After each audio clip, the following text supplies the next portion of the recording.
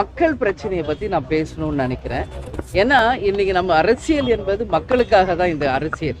அப்படி இருக்கின்ற வகையில் இன்னைக்கு நம்ம முக்கியமாக நான் வந்து ஒரு பெண் தலைவராக இருக்கும் பொழுது மதுரையில் எல்ஐசியில் அலுவலராக இருந்த கல்யாணி அப்படின்றவர் வந்து ஒரு தவறை சுட்டி காட்டியதால உடன் பணியாற்றுகின்ற ராமகிருஷ்ணன் அவர்கள் அவர் மீது பெட்ரோல் ஊற்றி எரிச்சிருக்கார். இது தீ விபத்து என்று நாடகம் ஆனாங்க. ஆனால் இன்னைக்கு ஆய்வு செய்து அது வந்து திட்டமிட்டப்பட்ட படுகொலை அப்படிங்கிறத கண்டுபிடிச்சு இன்னைக்கு அவரை கைது செய்திருக்காங்க. அதற்காக காவல்துறைக்கும் தமிழக அரசுக்கும் தேமுதிக சார்பாக பாராட்டுகளை தெரிவிச்சுக்கிறோம். ஏன்னா இது வெறுமனே கண் துடைப்பாக ஆக்சிடென்ட்னு முடிச்சிடாம அதன் பின்னணி என்ன என்பது ஆராய்ஞ்சு இன்னைக்கு கைது பண்ணியிருக்காங்க. ஒரு பெண் மேலாளர் அவங்க அந்த ராமகிருஷ்ணன் என்பவர் செய்த தவறுகளை சுட்டிக்காட்டி கண்டிச்சதுனால அந்த அம்மா மேல பெட்ரோல் ஊற்றி எரிச்சிருக்கார். இது எந்த அளவு ஒரு கொடுமையான ஒரு விஷயமாக நாம வந்து கண்டிப்பா எல்லாரும் சேர்ந்து இதற்கு எதிர்ப்பு தெரிவிக்கணும். இன்னைக்கு பெண்கள் எல்லா துறையிலும் கோலோச்சி இருக்கின்ற இந்த காலகட்டத்தில் ஒரு மேலாளராக இருக்கும் ஒரு பெண்ணுக்கு இந்த நிலை என்றால் என்ன பாதுகாப்பு இந்த மற்ற பெண்களுக்கு இன்னைக்கு அவங்க வேலை செய்யற இடமா இருக்கட்டும் எங்க சென்றாலும் என்ன இருக்குன்றது இன்னைக்கு மிகப்பெரிய ஒரு கேள்விக்குறி. சட்டம் நிச்சயமாக இந்த விஷயத்துல கடுமையான ஒரு தண்டனையை ராமகிருஷ்ணனுக்கு வழங்க வேண்டும் என்று தேமுதிகவின் பொதுச் செயலாளராக பெண்ணா இல்ல ஒட்டுமொத்த பெண்கள் சார்பாக இதை நான் வந்து நீதி அரசர்களை கேட்டுக்கிறேன். உச்சபட்ச தண்டனையான ஆயுள் தண்டனையை அவருக்கு தரணும். ஒரு உயிரை வந்து அப்படி அவ்வளோ அனாவசியமா அவர் கொண்டிருக்காருன்னு இது ஏத்துக்கக்கூடியது கிடையாது. அதே போல அவர் பணியாற்றிய எல்ஐசி நிறுவனத்துக்கும் ஒரு வேண்டுதல், அந்த அம்மாவுக்கு குடும்பத்துக்கு உரிய நிதி வழங்கி அவங்க குடும்பத்தில் ஒருத்தருக்கு நிச்சயம் வேலை வாய்ப்பை தரணும். இது போன்ற நிகழ்வு வேறு எங்கும் நடக்காத வண்ணம் சட்டம் கடுமையான ஒரு நடவடிக்கை எடுக்கணும். அவருக்கு கொடுக்கிற தண்டனை இனி அந்த மாதிரி எண்ணம் கூட யாருக்கு வரக்கூடாது அப்படின்ற அளவு கடுமையான ஒரு தண்டனையாக இருக்கணும். அதே போல் நேற்று சென்னையில் பார்க்குறோம், டெலிவரி பாய் பைக்கில் போகிறாரு, அவரை சுற்றி ரோட்டில் பட்ட பகலை வெட்டி கொலை செய்கிறாங்க. அது மட்டும் இல்லை, இது மாதிரி கொலைகள் எங்கு பார்த்தாலும் நடந்துக்கிட்டு இருக்கு. இதெல்லாம் பார்க்குறப்போ உண்மையிலே மிக மிக மனசு கஷ்டமாக இருக்குது. கண்டிக்கக்கூடிய ஒரு விஷயம். கஞ்சா போதைகளை நிச்சயம் கட்டுப்படுத்தணும். இது போல் சட்டம் ஒழுங்கை கட்டுப்படுத்தணும். மக்களுக்கு ஒரு பாதுகாப்பை நிச்சயம் இந்த அரசு உருவாக்கணும். அது மட்டும் இல்லை, இன்றைக்கு நம்ம மணலூர்பேட்டை, அதாவது கள்ளக்குறிச்சி மாவட்டம் மணலூர்பேட்டையில் கேஸ் சிலிண்டர் வெடித்து ஒரு பெண்மணி உயிர் இழந்திருக்காங்க. கூட இருந்த 15-20 பேர் படுகாயம் அடைஞ்சிருக்காங்க. தேமுதிக சார்பாக எங்கள் மாவட்ட செயலாளர் கருணாகரனை எங்கள் கழகத்தினரை சென்று அவங்களுக்கு அட்மிட் ஆனவங்களுக்கு ஆறுதலும் இறந்தவர்கள் உயிருக்கு நாங்கள் வந்து அஞ்சலி செலுத்த சொல்லியிருக்கோம். அவங்களுக்கு வந்து அரசு நிதி அறிவிச்சிருக்காங்க, வரவேற்கத்தக்க ஒரு விஷயம்.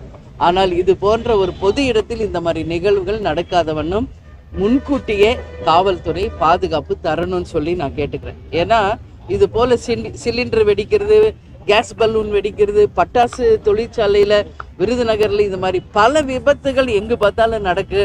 இதில் அப்பாவி உயிர்கள் பலியாறாங்க. நிச்சயம் இது எல்லாமே தடுக்கப்பட வேண்டும் என்பதை மக்களுடைய கோரிக்கையாக தேமுதிக சார்பாக நான் வைக்கிறேன். எங்களை விட நீங்களாம் ரொம்ப ஆர்வமாக இருக்கீங்க, நாங்கள் யாரோட கூட்டணி அமைக்க போகிறோம் அப்படின்றதுல. அந்த வகையில் பத்திரிகை நண்பர்களாகிய உங்களை நான் அழைத்து உரிய நேரத்தில் அதிகாரப்பூர்வமாக அறிவிப்பேன். இன்னைக்கு நானே சேனலில் பார்த்தேன், அவர் வந்திருக்காரு எங்களோட பேசுகிறாரு, நீங்கள் தான் போடுறீங்க. எங்களுக்கே இன்னும் தகவல் வரல. யார் உங்களுக்கு தகவல் கொடுக்குறாங்க? கொஞ்சம் சொன்னீங்கன்னா நல்லாயிருக்கும். இதுதான் உண்மை. இன்னும் நான் இப்போ இங்கே தான் நிற்கிறேன் தலைமை அலுவலகத்தில். எங்களை சுற்றி எங்கள் கழக நிர்வாகிகள் இருக்கேன். எங்களுக்கே அந்த மாதிரி ஒரு நியூஸ் இப்போ இந்த நிமிஷம் வரைக்கும் வரல. அப்படி இருக்கும் பட்சத்தில் மீடியாவுக்கு யார் இந்த மாதிரி தவறான ஒரு செய்திகளை கொடுக்குறாங்க என்பது உண்மையிலே எனக்கு புரியலை. நான் பல முறை உங்கள் எல்லார்ட்டையும் சொல்லிட்டேன். அப்படி ஏதாவது டவுட் இருந்தால் எங்ககிட்ட கேளுங்க, நான் வந்து விளக்கம் சொல்கிறேன்னு. பட் நீங்கள் உங்கள் செய்தியை போடுற மாதிரி தான் இருக்கீங்க. நீங்கள் போட்ட செய்தியில் 1% கூட உண்மை இல்லை. இந்த நிமிஷம் வரைக்கும் யாரும் எங்களை அணுகவும் இல்லை, எங்களுடன் தொலைபேசியிலையும் தொடர்பு கொள்ளலை. ஏன்னா அவர் எதற்கு இங்கே வந்திருக்காரு என்பது கூட எங்களுக்கு தெரியாது. இதுதான் உண்மை. எனவே உண்மை நிலையை நீங்கள் போடணும்னு சொல்லி நான் கேட்டுக்கிறேன். ஏன்னா இதை பார்க்குறவங்க எல்லாம் கன்ஃபியூஸ் ஆகிறாங்க. நான் தெளிவாக சொல்கிறேன். நான் கூப்பிட்டு உங்களை அதிகாரப்பூர்வமாக அறிவிக்கிறேன், நான் சொல்கிறேன். ஆனாலும் நீங்கள் டெய்லி ஏதோ ஒரு நியூஸ் உங்கள் டிஆர்பிக்காக நீங்கள் போட்டு கன்ஃபியூஸ் பண்ணாதீங்க யாரையும். அப்படி ஒரு டிசிஷன் நாங்கள் எடுத்தால் நான் ஃபஸ்ட்டு கூப்பிட போகிறது உங்களை தான். இப்போவும் சொல்கிறேன். அதனால் தவறான செய்திகளை போட வேண்டாம் என்று நான் கேட்டுக்கொள்கிறேன். இல்லை, அதுதான் இன்னும் நாங்கள் டிசிஷன் எடுக்கல. நீங்கள் கேட்குறீங்க என்டிஏன்னு. அவர் வந்திருக்காரு, 23ஆம் தேதி பிரதமர் வருகிறார் என்பதை தொலைக்காட்சியில் தான் நான் பார்த்தேன். அவங்க பொதுக்கூட்டத்துக்கு வர்றாங்களா, அவங்க கட்சி சார்பான கூட்டமா, அவங்க கூட்டணி சார்பான கூட்டமான்னு கூட இன்னும் யாருக்கும் அது தெரியல. அதனால உங்களை மாதிரி தான் நானும் எதுவும் தெரியாது. எங்களை பொறுத்த வரைக்கும் தேமுதிகவை சார்ந்த பொறுத்த வரைக்கும் நான் ஏற்கனவே சொன்னது போல தான், மாநாட்டிலையும் ப்ரெஸ் மீட்லையும் நான் சொன்னது போல, எங்கள் மாவட்ட செயலாளர்கள் கழகத்தினுடைய நிர்வாகிகளை கலந்தாலோசித்து ஒரு தெளிவான ஒரு முடிவை பத்திரிகை நண்பர்களாக உங்களை அழைச்சு நாங்கள் அறிவிப்பேன். அதுக்கு முன்னாடி 24ஆம் தேதியிலிருந்து பிப்ரவரி 2ஆம் தேதி வரைக்கும் 4ஆம் கட்ட பயணத்திற்கு நாங்கள் கிளம்புறோம்.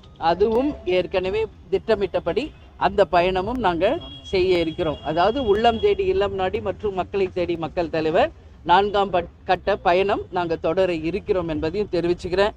அதனால் யாருடனாவது கூட்டணி முடிவானால் உறுதியாக உங்களை அழைச்சு நாங்கள் சொல்கிறோம் என்பதை தெரிவிச்சுக்கிறேன்.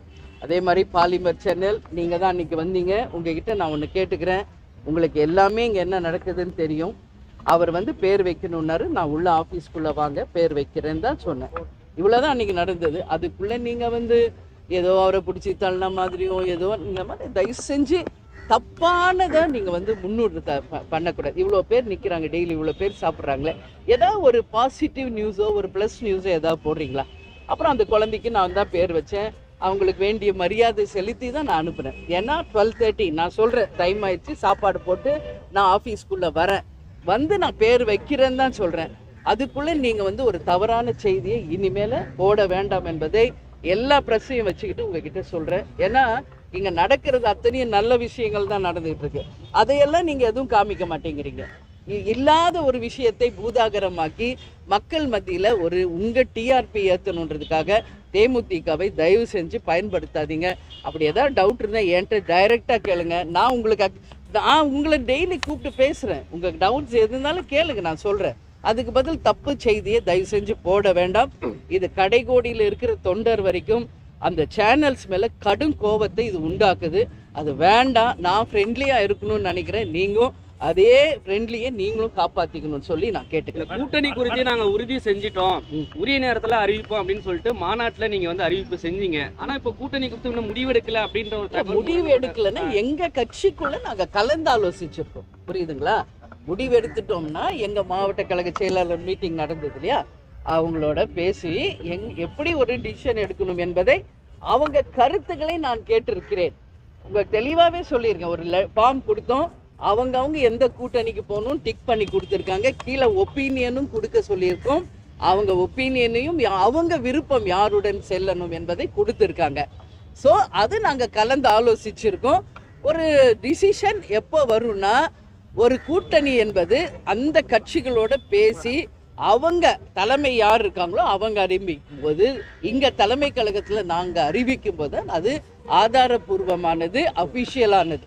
அதற்கு முன்னாடி வருகின்ற செய்திகள் எல்லாமே உண்மைக்கு புறம்பானவை என்பதை மட்டும் நீங்கள் புரிந்து கொள்ள வேண்டும் என்று கேட்டுக்கொள்கிறேன். என்டிஏ இப்போ தெளிவில்லாம இருக்கு அப்படின்றத எடுத்துக்கலாமா? ஏன்னா பிரதமர் நரேந்திர மோடி 23ஆம் தேதி வராரு. இன்னைக்கு பியூஷ் கோயல் தமிழ்நாட்டில் இருக்காரு.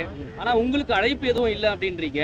அப்போ என்டிஏ கூட்டணி குழப்பத்துல தமிழ்நாட்டில் இருக்கிறாங்க அப்படின்றத எடுத்துக்கலாமா? அது நீங்க பியூஷ் கோயல் இங்க வந்திருக்காரு, என்டிஏல இருக்கிற இன்னைக்கு பாஜகல இருக்கிற தலைவர்கள் இருக்காங்க, அவர்களிடம் கேட்க வேண்டிய கேள்வி. இதை தேமுதிக அலுவலகத்தில் என்னிடம் கேட்டால் அதற்கு என்னிடம் பதில் இல்லை. அழைப்பே வரலைங்கிறப்ப இல்ல, அது நான் சொல்ல முடியாதுல்ல. ஏதோ நடக்காத ஒரு விஷயத்திற்கு நீங்க என்ன பதில் சொல்றீங்க. அதனால் அதற்கு இப்ப பதில் சொல்ல முடியாது. இந்த நிமிஷம் வரைக்கும் அப்படி கிடையாது. அதுதான் உண்மை, அதுதான் ஒரு தெளிவு. என்னங்க, இப்போ என்டிஏ அலைன்ஸ்ல ஏற்கனவே நீங்க இருந்தீங்க. இப்போ வந்து என்ன அப்படின்னா இன்னைக்கு வந்து டிடிவி தினகரன் என்டிஏ அலைன்ஸை உறுதிப்படுத்திருக்காரு. சரிங்க. அப்போ அப்படி இருக்கும்போது உங்களுக்கு பேசல, சரியான தகவல் இல்லைன்னு சொல்றீங்க. அப்போ சரியான ஒரு அணுகுமுறையில இல்லாம இருக்காங்க அப்படின்றத பார்க்கலாமா? இல்ல, அதுதான் இந்த கேள்வி நீங்க அவங்க கிட்ட கேட்கணும். உங்களுடைய நிலைப்பாடு என்ன? எங்க நிலைப்பாடு என்னன்றது உங்களை அழைச்சு நான் அதிகாரப்பூர்வமா அறிவிக்கிறேன்னு சொல்றேனே உங்களுக்கு, புரியுதுங்களா? அதனால இன்னும் தேமுதிக யாருடன் கூட்டணி என்பதை முடிவு செய்யவில்லை. முடிவு செய்யலைன்னா முடிவு பண்ணிட்டு மாநாட்டில் சொன்னீங்களேன்னு சொல்லாதீங்க. அது எங்க மாவட்ட செயலாளரோட கலந்து ஆலோசனை முடிஞ்சிருக்கு. ஸோ ஃபைனல் டிசிஷன் ஒன்று இருக்குல்ல, அறிவிப்புன்னு, அது ஒன்று வெயிட்டிங். நான் நிச்சயம் உங்களை அழைச்சு தான் எல்லாரும் முன்னாடியும் நான் அறிவிக்கிறேன். அவ்வளோ சீக்கிரம் நல்ல செய்தி. அதை சொல்லிட்டேன், என்னையோட நீங்க ரொம்ப ஆர்வமா இருக்கீங்கன்ட்டு. அதனால நாங்க பாத்துக்கிறோம். இது எங்க கட்சி, எங்க ஃபியூச்சர், எங்க நம்பி இருக்கிற லட்சக்கணக்கான தொண்டர்களுக்கு ஒரு அந்நியா இல்ல, அம்மாவா மிகப்பெரிய பொறுப்போட மிகப்பெரிய கடமை கேப்டன் என்கிட்ட கொடுத்துட்டு போயிருக்காரு. உங்களுக்கு எல்லாம் தெரியும், ஒரு குடும்பத்தை நிர்வகிக்கிறதே ஒரு பெரிய விஷயம்.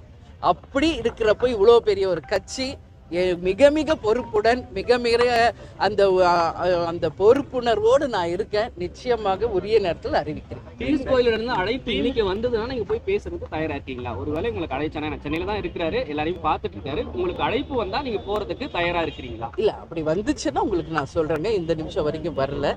அவங்க மீட்டிங்கே என்னன்னு இன்னும் நிறைய பேருக்கு புரியல. அவங்க கட்சி மீட்டிங்கா கூட்டணி மீட்டிங்கானே தெரியல. அதனால பொறுத்து இருப்போம், சரிங்களா? 23 தான் அவர் வர்றாரு, அன்னைக்கு பார்ப்போம். நான் தான் சொல்லிட்டேன், இன்னும் ஒரு கட்சியா நீங்க கேக்குறீங்க. எல்லாருமே எங்களுக்கு தோழமை கட்சிகள் தான். ஏற்கனவே உங்களுக்கு சொல்லியாச்சு, கேப்டன் குரு பூஜைக்கு எல்லாரும் வந்தாங்க. எல்லாருமே எங்க ஃப்ரெண்ட்லி தான், தோழமை கட்சி. ஆனா யாருடன் நாங்கள் இறுதி கூட்டணி அமைக்க போகிறோம் என்பதை உரிய நேரத்தில் எங்கள் மாவட்ட கழக செயலாளர்களை மீண்டும் அழைத்து அதிகாரப்பூர்வமாக உங்களுக்கு அறிவிப்போம்.